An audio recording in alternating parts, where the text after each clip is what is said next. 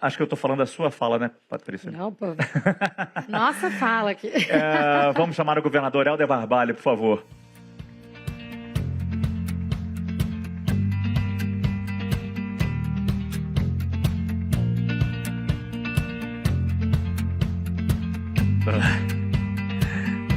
É o dono da festa. Expectativa só aumentando aqui, governador. Tudo bem? Boa noite. Por favor. Governador, é um prazer tê-lo aqui com a gente, faltando agora menos de 30 dias para o início da COP. Naturalmente que a gente tem que pensar em como Belém se preparou, como o Estado se preparou, no final das contas, como o Brasil se preparou nos temas que vão ser apresentados, no palco que teremos lá, no cenário que eles vão ver e, quem sabe, se inspirar. Pergunto para o senhor como está Belém, faltando agora menos de 30 dias para esse evento tão esperado e tão necessário como a COP. Boa noite. Boa noite, Márcio. Boa noite, Patrícia. Boa noite a todos. Muito obrigado pelo convite. Cumprimentar a CNN pela iniciativa, cumprimentar o governador Riedel, cumprimentando o embaixador André Corrêa do Lago, a tantos parlamentares que vejo aqui, o meu agradecimento pelo privilégio de poder participar deste debate. Primeiro dizer que foi um extraordinário desafio ao tempo em que a oportunidade mais extraordinária ainda. Um ano e meio de intensas ações que pudessem garantir com que a cidade de Belém estivesse preparada para o maior evento diplomático, o maior evento das Nações Unidas, maior até mesmo que a Assembleia Geral da ONU, um evento com a estimativa de presença de público. Nós já temos 57 mil inscritos até o dia de ontem. E com a expectativa, inclusive, articulada pelo embaixador André Corrêa do Lago e pelo presidente Lula, com a presença dos 196 países que compõem a Conferência das Partes. Quando nós iniciamos esta jornada lá em Sharm el-Sheikh, e eu provoquei o presidente Lula, à época presidente eleito do Brasil, da possibilidade de lançarmos a ideia de fazer a COP no Brasil em 2025, e que pudesse ser na Amazônia, e de pronto o presidente disse que topava este desafio, nós tínhamos absoluta clareza de que seria um desafio extraordinário. Mas nós tínhamos a compreensão do simbolismo de poder sediar o evento, não apenas no território nacional, mas a oportunidade de fazermos disso um símbolo de atrair para a Amazônia, tão falada, tão dita, tão cobrada, tão posicionada como símbolo da solução do equilíbrio do clima, e que muitas das vezes muito pouco conhecem sobre nós. Portanto, trazer para o pé do chão da floresta este momento teria e tem um simbolismo fantástico. Fizemos o diagnóstico a partir da experiência das COPs anteriores, construímos as soluções a partir dos desafios urbanos de Belém e também, claro, os desafios logísticos para recepcionar um evento desta envergadura. E posso lhe dizer, Márcio, Patrícia e todos que nos assistem, neste momento, faltando um pouco menos de 30 dias, nós estamos com 98% de todas as obras prontas. Todas as obras. Em um ano e meio, todos os recursos que foram disponibilizados, cerca de 5 bilhões de reais de investimento, em um ano e meio, todos os recursos executados, todas as obras planejadas, realizadas e 98% delas já prontas. Para você ter uma ideia, aquelas que ainda faltam. Nós estaremos, no próximo sábado, inaugurando uma ponte de 600 metros que liga 2 distritos de Belém e que permitirá a logística da área portuária onde estarão localizados os navios de cruzeiro que servirão de hospitalidade. Durante a semana que vem, inauguraremos a duplicação da operação do aeroporto de Belém, um investimento de mais de 400 milhões de reais feito pela iniciativa privada. No sábado seguinte, nós estaremos inaugurando o BRT, são 8 quilômetros do sistema de BRT que integrará cidades que compõem, são 7 municípios que compõem a região metropolitana de Belém, com 260 ônibus, com Wi-Fi, com ar-condicionado, com 2 terminais de integração, com toda a estrutura de mobilidade que se juntam a novas avenidas, a inauguração que já fizemos da maior estação de tratamento de esgoto de Belém, que resolve 10 bairros da capital, a 13 quilômetros de canais que mobilizam 500 mil pessoas que antes viviam em áreas alagadas e que, a partir do legado urbano, nós conseguimos ordenar o crescimento em torno dos rios que banham a nossa cidade. Parques urbanos extraordinários, Márcio. A Patrícia já esteve lá conosco, parques urbanos, parques lineares, a cidade mais bonita, a área da Zona Verde e da Zona Azul. Tem muita gente que chega e diz, alguns governadores, o embaixador esteve lá outro dia e disse, olha, parece que nós estamos em Dubai. Tamanha é a beleza da estrutura que nós tivemos a oportunidade de entregar. Nós inauguramos, antes do Círio de Nazaré, que ocorreu no último domingo, a requalificação da área portuária de Belém. São 7 armazéns do antigo porto de Belém que volta à realidade da cidade, em que nós temos o Museu das Amazônias, Caixa Cultural, armazém de gastronomia e, principalmente, nós temos 2 armazéns que é o maior investimento do mundo em bioeconomia, e ele está localizado em Belém.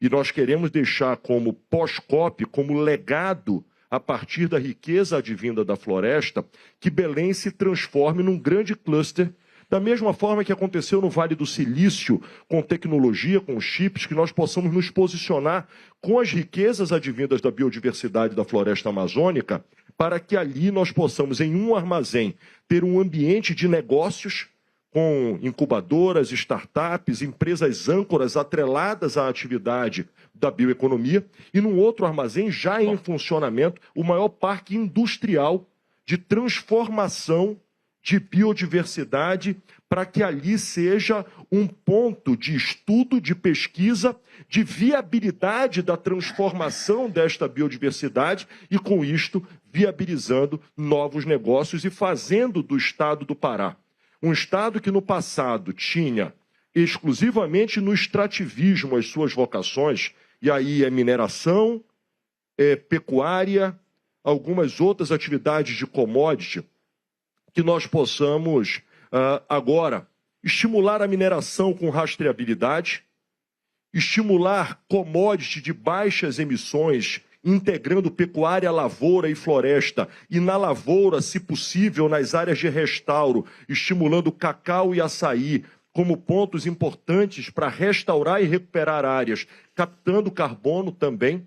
Concessões de restauro, como disse o embaixador André Corrêa do Lago, nós fizemos a primeira concessão de restauro do Brasil e queremos uma nova vocação, a bioeconomia, a partir da riqueza da nossa biodiversidade, que traz o conhecimento ancestral, o conhecimento tradicional dos povos indígenas, dos povos quilombolas, associado à academia, à tecnologia, ao conhecimento do hoje e, é claro, com o apoio institucional e o envolvimento empresarial. Não tem nenhuma dúvida de que nós vamos garantir escala para fazer da bioeconomia a grande nova vocação para o estado do Pará. E, governador, pegando esse gancho da bioeconomia, e acho que, bom, primeiro tenho te acompanhado no mundo inteiro, né, levando essa paixão pelo esse olhar amazônico para a bioeconomia, trazer também os estrangeiros, né, para a floresta com um olhar diferente. Então, acho que vai ser muito simbólico ter a COP ali. Acho que foi muito importante com o Círio de Nazaré ter esse primeiro teste da infraestrutura. Ô, Patrícia, um momento tão simbólico também. Me perdoe. Estava o pessoal da ONU, já chegaram a primeira leva de colaboradores da ONU, inclusive todo o sistema de segurança, Riedel. E eles chegaram, coincidentemente, 3 dias antes do Círio de Nazaré. Quando eles se depararam com o Círio de Nazaré, com 2,6 milhões de pessoas... Vai ser tranquila a COP. No domingo de manhã, eles viraram entre eles e disseram, a COP vai ser tranquila. Entenderam qual é a atmosfera no Brasil. Você sabe que eu já tinha cantado essa bola. Vai ter o Círio lá, o pessoal vai relaxar depois, assim, porque a quantidade de gente... Evento e teste. Eu sou fã e a gente precisava de um pré-COP. Quando me perguntam se a COP em Belém vai ser um sucesso, eu tenho esse verso. Falo, vai, porque o povo é maravilhoso, a comida é maravilhosa, maravilhosa, fizeram o favor de colocar a expectativa lá embaixo, né? Então, olha, vai ser um sucesso. Agora eu vou levar esse sucesso para um outro nível aqui para te fazer uma pergunta diferente. A gente falou que precisa atrair investimentos para o Brasil, mostrar para o mundo que clima e economia andam juntos. O Pará e a Amazônia têm uma dimensão territorial continental, né? Tamanho de países e realmente continentes inteiros. Os desafios também são dessa escala. Você falou do saneamento, tudo que vai ser feito. Muita coisa está sendo feita e muita coisa também precisa ser feita. Como é que a gente consegue mostrar na prática que dá para unir florestas, rios, povos, pegando o próprio exemplo da bioeconomia, numa vitrine de soluções para o mundo, tá? Então, vou levar o exemplo do cacau. Cacau hoje, temos um desafio mundial. O preço está 3 vezes mais alto do que a média histórica, a gente tem conversado muito sobre isso. Mas mesmo a quase 10 mil dólares da tonelada, ano passado a gente não conseguiu alcançar a produção que era a meta no Brasil. Então, como é que a gente consegue provar que o que a gente está fazendo tem escala global e que atinge o patamar tecnológico necessário para alcançar os mercados internacionais? Primeiro, Patrícia, eu acho que o Brasil precisa se orgulhar do que está fazendo. Nós, muitas das vezes, temos complexo de vira-lata e não valorizamos aquilo que nós fazemos dentro de casa. Não há país no mundo que tenha autoridade para discutir e liderar a agenda ambiental igual ao Brasil. Seja pelo seu estoque florestal, seja pelas operações econômicas sustentáveis que o Brasil tem se demonstrado fazer. O Estado do Pará tem se proposto, desde 2019, a construir uma agenda que permita a conciliação das atividades econômicas que fazem uso do solo, e é necessário que nós tenhamos um olhar para o uso do solo, porque 95% das emissões do Estado do Pará são oriundas do uso do solo. E o que nós temos feito, eu cito o exemplo do Pará, porque acho que é importante mostrar um case de sucesso.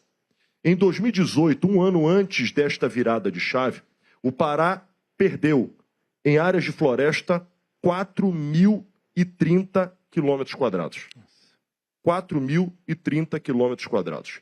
Prestem atenção neste número. Em 2025, até o mês de julho, quando fecha o ano PRODES, nós reduzimos para 1.380. Reflorestou outros 3.000 e tanto? Não.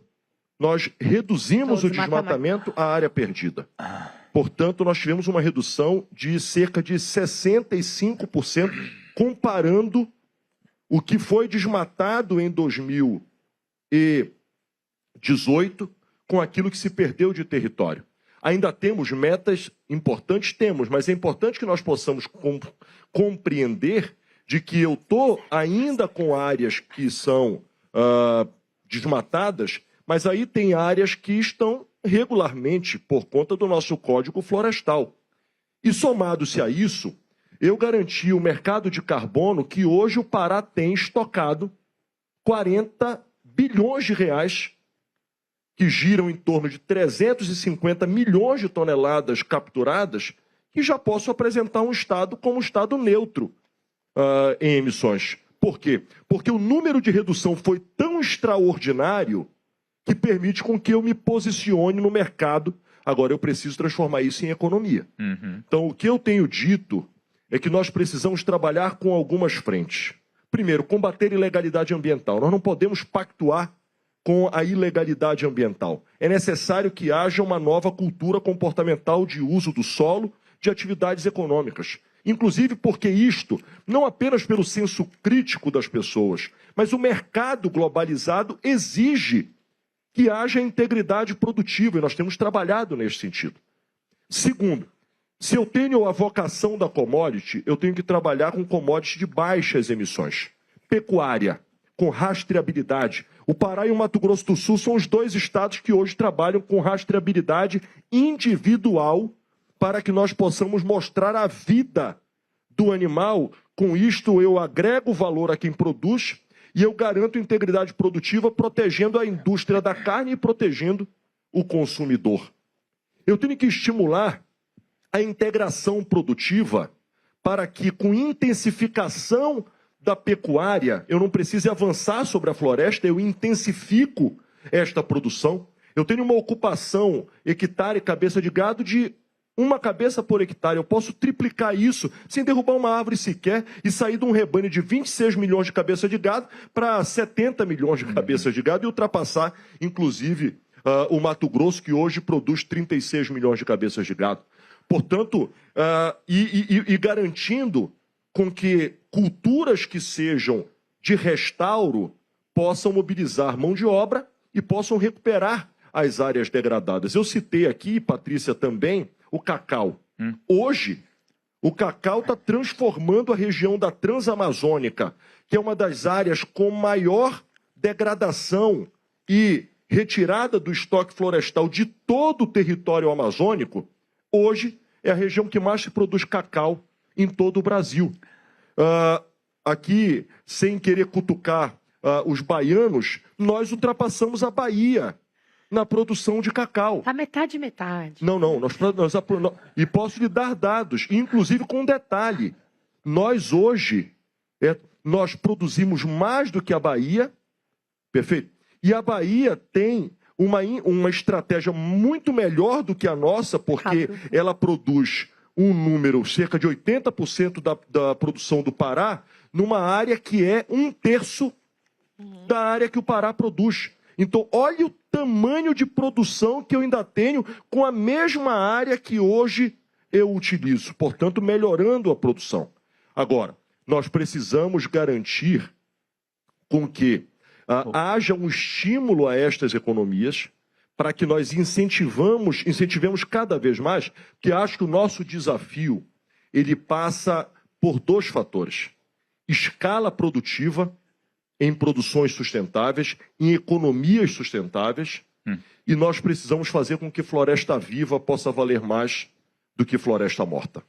Floresta viva precisa ser monetizada, precisa ter valor, para que haja pagamento por serviços ambientais, para que o mercado de carbono efetivamente seja uma commodity global, e o mundo, e disse aqui o embaixador André Corrêa do Lago, todas as operadoras privadas que têm metas ambiciosas de neutralização de emissões até 2050, muitos deles não conseguirão apenas com transição de modelo econômico, de modelo energético. E aí precisarão, para neutralizar, comprar carbono. E quem é o país?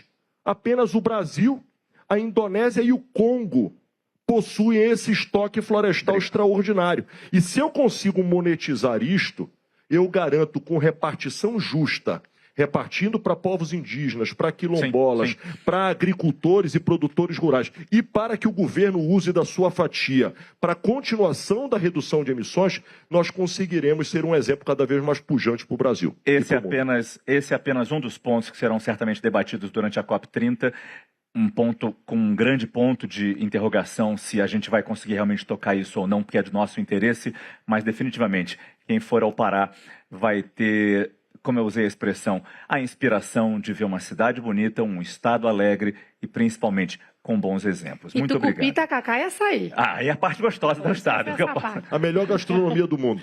Governador, muito obrigado pela sua presença no nosso debate. Muito obrigado. Obrigado, é um prazer. Estarei a receber você junto com o embaixador e todos a mostrar que o Brasil é capaz e a Amazônia está de braços abertos para o planeta. Muito obrigado. Obrigada. Boa sorte na COP30. Vamos tirar só uma todos foto lá. aqui. Na torcida.